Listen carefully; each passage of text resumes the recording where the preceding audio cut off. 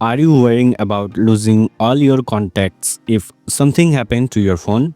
Don't worry, with Google Backup, you can save your contacts safely in the cloud and access them anytime from any device. So let's start. First of all, on your Android phone, open Settings, then scroll down and tap Google. There you go, Google. Tap on it. Then you can see a text backup is on. Click here. Make sure Backup by Google One is turned on.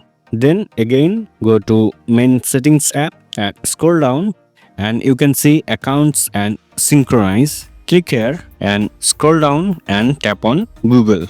To ensure contacts are backup, make sure this contact synchronizing is turned on. If it's not turned on, click here to turn on. Now your contacts are backup to Google, ready for easy access anytime. If you find this video helpful, please like and subscribe. Thank you for watching this video.